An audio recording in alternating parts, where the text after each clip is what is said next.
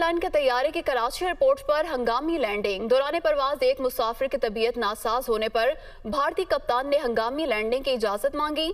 भारतीय airline Indigo के कप्तान ने मेडिकल इमरजेंसी को इतला दी। मुसाफिर लैंडिंग से कबल ही दौरान परवाज इंतकाल कर गया। कराची एयर ट्रैफिक कंट्रोल ने भारतीय तैयारे को एयरपोर्ट पर लैंडिंग की इजाजत दी। लैंडिंग के बाद कराची एयरपोर्ट पर CAA और वफाकी वजारत सेहत के डॉक्टर्स ने मुसाफिर को चेक किया। मुसाफिर नाइजीरिया का शहरी है। इंडिगो एयरलाइन की परवाज नई दिल्ली से कतर के शहर दोहा जा रही थी। खान साहब के हवाले से इमरान खान साहब को गिरफ्तार नहीं करना, बस ये हाइड एंड सीक वाली जो गेम है ये चल रही है। कभी क्वेटा में पर्चा हो जाता है उनके खिलाफ, कभी पेशावर में उनके खिलाफ पर्चा हो जाता है, कभी लाहौर में हो जाता है, कभी कहीं और हो जाता है। असल में PDM भी काफी फंसी हुई है खुद, क्योंकि हुकूमत में आने से पहले कुछ और कहते थे और अब वो फंसे हुए हैं। मेडिकल इमरजेंसी के चलते एक ने नई दिल्ली से कतर दोहा जाने वाली फ्लाइट इंडिगो की बीच में रुकती है कराची पे। वहां पर इतना ज़्यादा हड़कंप मच जाता है पूरे पाकिस्तान के अंदर, क्योंकि पाकिस्तानी जो है 2014 के पहले उनको कान पे जू नहीं लगती। उनको पूरा यकीन था कि भारत की जितनी भी सरकारें वो हमारा कुछ नहीं बिगाड़ पाएंगी। और 2014 के बाद से पाकिस्तानी, ये एक मामला नहीं है, हर छोटी बड़ी चीज़ में डर जाते हैं। कोई इंडिया की तरफ से परिंदा भी उड़ता हुआ इनके पाकिस्तान में चला जाए तो ये डर जाते हैं, गुरु कहीं नए किस्म का रोबोट तो नहीं, ये कोई नए किस्म का ड्रोन तो नहीं। पाकिस्तानियों को इतना भयंकर खौफ है कि मोदी कुछ भी कर देगा, मोदी अचानक से कुछ कर देगा, ये हो जाएगा वो हो जाएगा। छोटी छोटी चीज़ों को, ऐसा भी नहीं 14 के पहले विमान उतरते नहीं थे कराची के अंदर, लाहौर के अंदर, पाकिस्तान के अलग अलग पोर्ट्स के अंदर सब होता था। पर ये डर जो है पूरे पाकिस्तान में इमरजेंसी लगा देना, ये अभी नजर आया है। भारतीय एयरलाइन के तैयारे की कराची एयरपोर्ट पर हंगामी लैंडिंग। दौरान परवाज़ एक मुसाफिर की तबीयत नासाज होने पर हंगामी लैंडिंग की इजाज़त मांगी गई थी। मुसाफिर लैंडिंग से कबल ही दौरान परवाज़ इंतकाल कर गया, ऐसे बताया जा रहा है। प्यारा है जिसे कराची एयरपोर्ट पे हंगामी लैंडिंग की है। बताया गया है कि दौरान परवाज एक मुसाफिर जो नाइजीरिया से ताल्लुक रखता था, इसकी तबीयत खराब हुई, जिस पर जो पायलट है इसने हंगामी लैंडिंग की इजाज़त मांगी, जिसे जो है सिविल एविएशन की जानिब से इजाजत दी गई। परवाज नंबर IG 1736 है, जिसको जो परवाज की इजाजत दी गई और इसने हंगामी लैंडिंग की। फौरी तौर पर जो है डॉक्टर फराम किया गया और इस मुसाफिर जिसकी तबीयत खराब है इसको तिब्बी इमदाद देने की कोशिश की गई, लेकिन लैंडिंग से कबल ही जो है अब्दुल्ला नामी जो मुसाफिर है वो इंतकाल कर चुका था। इस मुसाफिर के मतलब बताया जा रहा है कि नाइजीरिया का ताल्लुक है, नाइजीरिया से इसका ताल्लुक है और ये भारतीय परवाज के जरिए जो है अपने वतन वापस जा रहा था। कराची एयरपोर्ट पर जो है हंगामी लैंडिंग की गई है और इस मुसाफिर का जो है इंतकाल हो चुका है और इससे जो है जो पाकिस्तान जो हुकाम है सिविल एविएशन उनकी जानिब से इनके कप्तान ने मेडिकल इमरजेंसी की इतला दी। कराची एयर ट्रैफिक कंट्रोलर ने भारतीय तैयारे को एयरपोर्ट पर लैंडिंग की इजाज़त दी। लैंडिंग के बाद कराची एयरपोर्ट पर CAA और वफाकी वजारत सेहत के डॉक्टर्स ने मुसाफिर को चेक भी किया। मुसाफिर नाइजीरिया के शहरी है, उम्र 60 साल बताई जा रही है। इंडिगो एयर की परवाज़ नई दिल्ली से कतर के शहर दोहा जा रही थी। आपको आगाह कर रहे हैं कराची से भारतीय एयरलाइन की तैयारी की कराची एयरपोर्ट पर हंगामी लैंडिंग। दौरान परवाज एक मुसाफिर के तबीयत नासाज होने पर हंगामी लैंडिंग की इजाज़त मांगी गई। मुसाफिर लैंडिंग से कबल ही दौरान परवाज इंतकाल कर गया। भारतीय एयरलाइन इंडिगो के कप्तान ने मेडिकल इमरजेंसी की इतला दी थी। कराची एयर ट्रैफिक कंट्रोल ने भारतीय तैयारे को एयरपोर्ट पर लैंडिंग की इजाज़त दे दी थी। उसके बाद कराची एयरपोर्ट पर CAA और वफाकी वजारत सेहत के डॉक्टर्स ने मुसाफिर को चेक किया। मुसाफिर नाइजीरिया के शहरी था, जिसकी उम्र 60 साल बताई जा रही है। इंडिगो एयर की परवाज़ नई दिल्ली से कतर के शहर दोहा जा रही थी। कराची एयरपोर्ट पर हंगामी लैंडिंग की इजाज़त मांगी गई, जिस पर इजाज़त दी गई क्योंकि एक मुसाफिर की तबीयत नासाज हुई थी, ऐसा बताया गया है। तो भारतीय एयरलाइन की तैयारी की कराची एयरपोर्ट पर हंगामी लैंडिंग। दौरान परवाज एक मुसाफिर की तबीयत नासाज होने पर हंगामी लैंडिंग की इजाज़त मांगी गई थी। या इमरान खान साहब बहुत अच्छे हैं, उन्होंने बड़ा अच्छा डिलीवर किया, बिल्कुल ऐसा नहीं था। उन्होंने गन किया, ये आए इन्होंने उससे बड़ा गन कर दिया। अब इनके पास समझ इनको नहीं आ रही कि हम करें तो क्या करें। ये एक इतना बड़ा एक जिसे कहते हैं कि अनफॉर्चुनेट सिचुएशन है, मतलब आम लोगों के लिए, पाकिस्तान की आवाम के लिए। तो जहां तक बात है क्वेटा पुलिस की, क्वेटा पुलिस मेरे ख्याल पहुंची होगी कि नहीं पहुंची होगी पता नहीं, बाय रोड आए थे कि खान साहब बहुत बड़े कोई मसीहा हैं और अगर उनको रहने दिया जाता तो शायद पाकिस्तान जो है वो इंडिया की तरह तेजी से तरक्की कर रहा होता, या फिर कोई डेनमार्क और या जर्मनी या फिर बड़े बड़े जो कंट्रीज हैं जिनकी इकोनॉमीज बड़ी स्ट्रांग है, उनकी तरह शायद तेजी के साथ तरक्की करता। लेकिन ये बिल्कुल खामख्याली है। इमरान खान साहब को मैं कहता हूं कि उनको हुकूमत से निकाल के ज्यादा फायदा पहुंचाया गया। साहब खुशामदेद।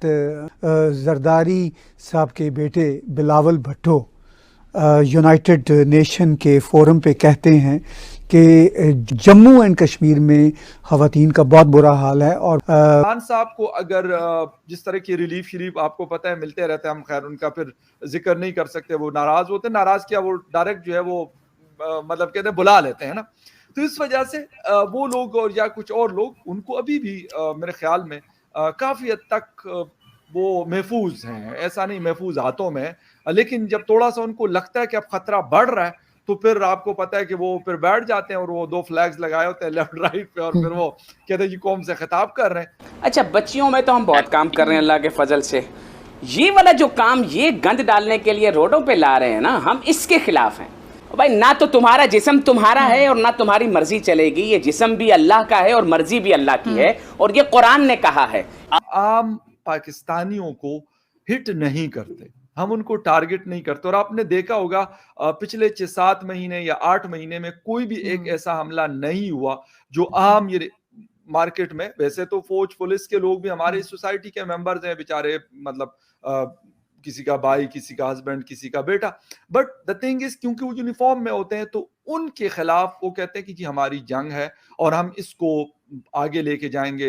हर हाल नजर आता है हमें, ये नहीं हो सकता कि हम कहने की फौज के जवान जो है वो लड़ते हैं, उनको कोई फर्क नहीं पड़ता कि इस्लामाबाद में क्या हो रहा है, लाहौर में क्या हो रहा है या कराची में क्या हो रहा है। पॉलिटिक्स की मैं बात कर रहा हूं, मैं उनके कोई और चीजों की नहीं बात कर रहा। तो ये सारी चीजें इसके हवाले से वो भी यकीनन या उनकी जो पॉलिसीज होती हैं उस पे उसका इम्पैक्ट नजर आता है। और जब आपकी पॉलिटिकल स्टेबिलिटी होती है, पार्लियामेंट अगर डिसाइड करता है कि हमने ये चीज करनी है। मैं 1400 साल से ये दर्श दिया जा रहा है कि ख्वातीन को ये हुकूक हासिल हैं, वो हुकूक हासिल हैं, लेकिन एक इस्लामी मुल्क बता दें जिसके अंदर कोई औरत आज़ादी के साथ जाके किसी आप और हमारे जैसे जो 95% पाकिस्तानी है उनको कॉस्ट बेयर करनी है, वो बिजली की सूरत में हो, इलेक्ट्रिसिटी की कॉस्ट की सूरत में हो, पेट्रोलियम हो या खाने पीने की चीजों की सूरत में हो। IMF ने तो वहां से बैठने, क्योंकि वो आपको कर्ज दे रहा है, लेकिन ये कर्ज इस दफा मैं कहता हूं शायद ये मुश्किल तरीन कर्जा है इस वक्त हमारी, मेरे ख्याल 75 साल जब से पाकिस्तान बना है।